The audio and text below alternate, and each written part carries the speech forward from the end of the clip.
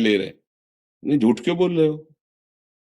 दुकान खोले हो मुनाफा के लिए, झूठ क्यों बोल रहे हो? नहीं लेंगे मुनाफा, हम जितने का लाए हैं उससे मुनाफा लेंगे, पर 120 रुपया मीटर देंगे, कपड़ा बढ़िया है, नाप फिट है, इससे नीचे नहीं उतरेंगे, हमें सफाई देने की जरूरत नहीं है कि हम कसम खाते हैं या ऐसा। हम जानते हुए बिजली है, दुकान है, नौकर लगे हैं, तो इसका मुनाफा लेने के लिए दुकान खोले, कोई दान करने के लिए तो नहीं। तो सबको पता है मुनाफा लेगा, लेकिन एक फिक्स दाम, उससे 10-20 रुपया का मुनाफा लेकर के हम उसको बेच रहे हैं। लेकिन झूठ क्यों बोले? बोले झूठ के बिना धंधा नहीं चलता, नहीं ऐसा नहीं है। अब असत्य बोलोगे तो उससे जो आपको मुनाफा मिलेगा वो आपकी बुद्धि भ्रष्ट करेगा, और सत्य है कि मुनाफा के लिए है वही चीज, और आप एक फिक्स रेट में दे रहे हैं, बढ़िया है। अब अगर आप कोई मिलावट करके भोजन सामग्री दे रहे हैं, आपको पता है, तो जो खाने वाले के हृदय में बैठे हुए भगवान है, वो तुम्हारे जीवन में मिलावट कर देंगे, तुम्हारा जीवन महान दुखमय हो जाएगा। ये कहां समझा जाता है? एक आदमी सिंथेटिक दूध बना रहा है, उससे कहो ये अपने बच्चे को पिला, नहीं पिलाएगा। फिर ये दूसरे का बच्चा जब पिएगा तो उसकी हालत क्या होगी? दूसरे शरीर में जाएगा तो हालत क्या होगी? वो केवल धन की बुद्धि रखता है। एक आदमी घी में केमिकल मिला रहा है, एक ऐसे अभक्ष्य पदार्थ मिला है, वो स्वयं नहीं खाएगा, लेकिन वो होटलों में भेजा जाएगा, हजारों लाखों लोग खाएंगे, बीमारी बढ़ेगी, उसको रुपया से मतलब है। ये चीज, ये दुर्दशा हर जगह धर्म का ज्ञान न होने के कारण फैल रही, नहीं फैल रही। एक मरीज बीमार है, असली दवाओं में पैसे ज्यादा है, नकली दवा लेकर के असली के दाम में बेच देना, उसको बिल्कुल फायदा ना होना, लेकिन परमात्मा देख रहा है, तुम जानते हो नकली दवा है, वो तो नहीं जानता बेचारा, ज्यादा पढ़े लिखे नहीं, किसान आदमी गांव का आया है, तुमने दे दिया और उसने पैसा दिया असली के। अब वो पैसा तुम्हारी बुद्धि भ्रष्ट करेगा, तुम्हारे परिवार में कलह पैदा करेगा और तुम्हारा पतन कर देगा। ऐसे हर डिपार्टमेंट में, हर विषय में यदि हम अपने धर्म से चले, अपने सत्य से चले, और थोड़ा भी भजन होगा, वो आपको उत्तम गति प्रदान करेगा। पर ऐसा कहां समझ में आ रहा है? अध्यात्म के बिना भला ऐसा समझ में आएगा? तो इसीलिए कह रहे हैं हमारे देश की दुर्दशा हो रही।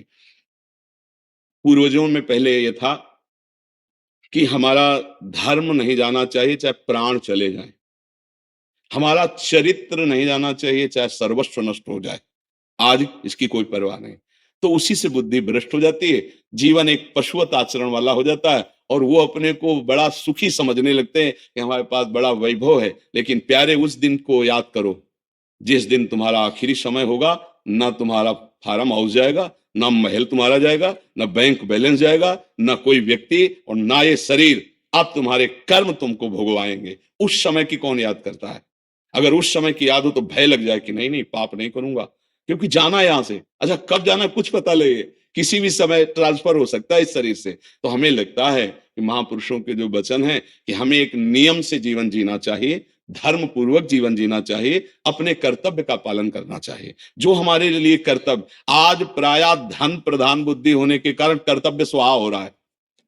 एक विद्यालय में विद्यार्थी के लिए जो गुरु पद में बैठा है, उसका क्या कर्तव्य है? वो अपने कर्तव्य को भूला हुआ है। भला छोटे छोटे विद्यार्थियों को, जिनकी नींव पूरे राष्ट्र सेवा में, समाज सेवा में ये बन सकते हैं, अगर उनको हम सही शिक्षा नहीं दी तो उनका पूरा जीवन बर्बाद हो जाएगा। अगर उनको हम गलत सपोर्ट कर दिए तो उनका पूरा जीवन बर्बाद, क्योंकि नया जीवन है। और जगह जगह अपने अपने कर्तव्यों का यदि पालन किया जाए तो पूरा समाज सुखी हो जाए। लेकिन कर्तव्यहीनता आ रही, कोई अपने कर्तव्य को नहीं समझ रहा है। तो यही बात महापुरुष जनों को दुख लगता है कि अगर सब अपने कर्तव्य का पालन करें, धर्म का पालन करें, भगवान का नाम जप करें, तो सब सुखी हो जाए। सुख सब चाहते हैं और आचरण दुख वाले करते, इसीलिए सुख नहीं मिल रहा है, परिणाम में हमें दुख मिल रहा है।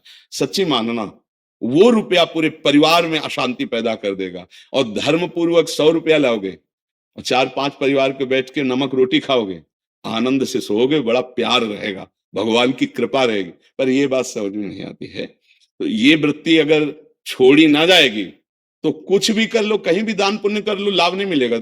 अगर दान देने की बात कही गई है तो धर्म पूर्वक कमाए हुए धन से। अगर आप मेहनत से कमाए हो ना, 10 रुपया दे दोगे ना, तो 10 रुपये का वो आटा लाके अगर 2 रोटी खाएगा तो खूब वजन होगा। वो आप 1 लाख रुपया बेईमानी का रख दोगे ना, तो बैठे बैठे वो गंदा ही सोचेगा, भजन नहीं होगा। उसका गंदा सोचना और आपका गंदा करना दोनों मिल करके, उसके कारण भी तो आप बने ना, तो आपका ही पतन हो जाएगा। उसको तो भगवान बचा लेंगे क्योंकि भगवान की शरण में है। तो मुझे लगता है अधर्म के धन से कभी किसी को लाभ नहीं मिलता, तो अपने कर्तव्य का पालन करते हुए यदि नाम जप किया जाए तो बहुत जल्दी हमको लाभ प्राप्त हो जाए। बहुत सुंदर मतलब ये चर्चा होती है, अगर आप लोग इसको धारण कर लें तो निहाल हो जाएंगे। सच्ची कह रहे, ये जो बातें हैं